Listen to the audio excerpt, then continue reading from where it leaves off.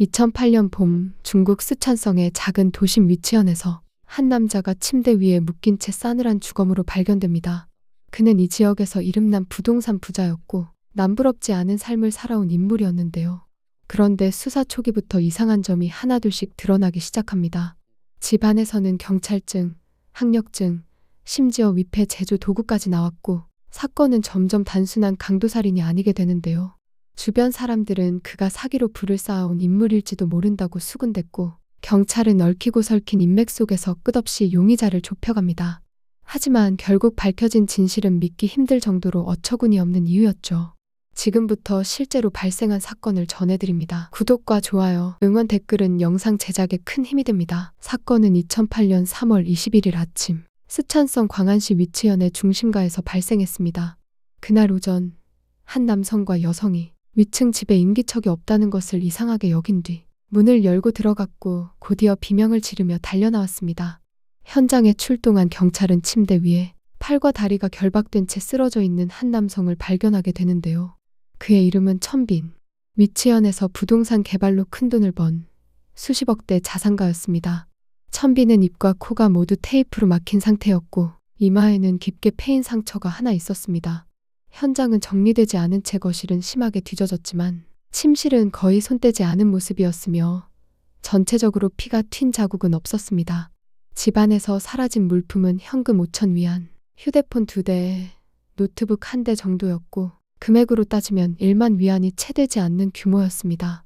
수십억을 가진 사람의 집을 터는데 가져간 것이 겨우 이 정도였다는 점은 단순 강도 사건으로 보기엔 석연치 않은 부분이었습니다. 더구나 피해자가 당한 고통의 정황은 너무나 잔혹했기에 사건 초기부터 경찰 내부에서도 이례적인 압박감이 감돌았습니다. 희생자의 사회적 지위와 영향력이 상당했기에 지역 사회를 충격에 빠뜨린 사건이었으며 언론 보도 전에도 민심은 크게 술렁였습니다. 경찰은 주변인 조사부터 시작했지만 피해자 천빈이 지역에서 꽤 알려진 인물이다 보니 원한 관계도 많고 인맥도 복잡했습니다. 초기 용의선상에 오른 사람은 그의 전처 주홍이었습니다. 두 사람은 한때 함께 부동산 사업을 일군 사이였고 지역 주민들 사이에서는 성공한 부부로 통했지만 수사 과정에서 이미 몇 년 전에 이혼한 사실이 드러납니다. 심지어 천빈에게는 바깥에 알려지지 않은 2명의 내연녀가 있었고 주홍은 그 사실을 안 뒤 자존심을 지키기 위해 즉시 이혼을 요구했다고 합니다. 그러나 외부 이미지를 위해 서로 이혼 사실을 비밀로 하기로 합의한 상태였고 법적으로도 다툼 없이 갈라선 사이였기에 갈등의 흔적은 크지 않았습니다. 사건 당일 주홍은 다른 지역에 체류 중이었고 명확한 부재 증명이 있었기에 경찰은 그녀를 빠르게 용의선에서 제외하게 됩니다. 그런데 이때부터 이 사건은 예기치 못한 방향으로 흘러가기 시작합니다. 현장 감식을 담당하던 경찰은 거실 한쪽에 어지럽게 흩어진 종이 뭉치를 정리하던 중 눈을 의심할 만한 서류들을 발견하게 됩니다. 그 중에는 주민등록증과 경찰증, 대학 졸업장처럼 보이는 문서가 있었고 전부 동일 인물의 이름과 사진이 붙어 있었지만 발급기관과 일련번호가 제각각이었습니다.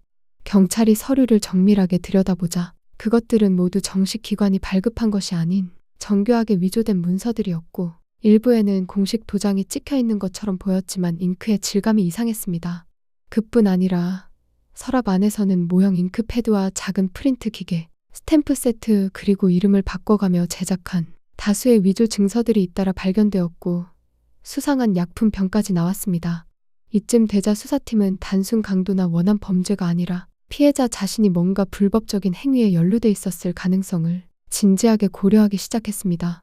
뒤이어 추가 조사 결과 그 약품은 위조 지폐 제작에 사용되는 특수 화학물질이라는 감정 결과가 나오게 되며 이 사건은 전혀 다른 국면으로 전환됩니다. 천빈은 위치현에서 부동산 성공 신화의 주인공으로 알려져 있었지만 정작 그의 집안에서는 돈을 찍어낼 수 있는 도구들이 나왔고 그의 과거 경력과 재산 형성 과정에 의심이 생기기 시작합니다. 경찰은 발견된 위조 서류를 바탕으로 천빈이 그간 어떤 활동을 해왔는지 과거 기록을 역추적했고 뜻밖에도 그가 청두, 충칭, 다저우 등 여러 지역에서 다수의 사기 사건에 연루돼 있었던 사실이 확인됩니다. 그는 다양한 이름과 신분을 이용해 부동산 투자자 행세를 하며 고수익을 미끼로 투자를 유도하고 잠적하는 방식의 고전적인 수법을 써왔습니다. 그 과정에서 피해를 입은 사람들 역시 상당수에 달했고 일부 피해자들은 그를 수배하려 했지만 그는 너무나 교묘하게 흔적을 지워가며 사라졌기에 누구도 정확한 정체를 파악하지 못한 상태였습니다. 경찰은 그가 이렇게 오랫동안 무사히 활동해온 배경에 대해 내부 공모자나 문서 위조 네트워크와의 연계 가능성까지 검토하게 되며 수사의 범위는 점점 더 확장됩니다. 하지만 정작 그런 복잡한 과거에도 불구하고 그의 사망에 직접 연관될 수 있는 인물은 좀처럼 특정되지 않았고 수사팀은 다시 현장 주변의 목격자와 CCTV에 집중하게 됩니다. 그 과정에서 인근 주민 한 명이 중요한 증언을 내놓습니다. 사건 발생 며칠 전부터 낯선 청년 2명이 천빈의 아파트 아래에서 수상하게 서성거렸다는 것이었습니다. 그들은 마치 집을 노리는 듯한 모습으로 자주 나타났고 근처 공중전화로 통화를 자주 했으며 얼굴에 긴장감이 역력했다고 회상합니다. 수사팀은 즉시 그 공중전화 사용 기록을 확보해 당시 통화했던 번호를 모두 추적했고 마침내 천산이라는 이름의 남성으로 신원이 확인됩니다. 천산은 사건 발생 직후 갑자기 동선을 끊고 동관 지역으로 도주한 상태였고 경찰은 이를 이상히 여겨 그를 핵심 용의자로 지목하게 됩니다. 현지 경찰과의 공조 끝에 천산은 도주처에서 조용히 검거되었고 함께 있었던 또 다른 남성 장문쇠 역시 함께 체포됩니다. 체포 당시 두 사람은 별다른 저항 없이 순순히 연행되었지만 경찰서로 이송된 뒤 천사는 취조실에서 처음부터 이상한 말을 꺼내기 시작합니다. 그는 자신이 범인은 맞지만 경찰이 잘못된 사람을 죽였다고 되풀이하며 진범이 아니라 잘못된 대상이 희생되었다고 주장한 것입니다. 처음엔 의미 없는 진술처럼 들렸지만 그가 털어놓은 전말은 수사팀을 완전히 충격에 빠뜨렸습니다. 천사는 자신이 죽인 사람의 이름도 몰랐다고 말하며 자신과 피해자는 아무런 원한도 연관도 없었다고 설명합니다. 그가 말한 계획의 대상은 바로 피해자의 전 아내 주홍이었고 그는 단지 이를 막고 실행했을 뿐이라고 말했습니다. 조사는 다시 과거로 거슬러 올라가게 됩니다.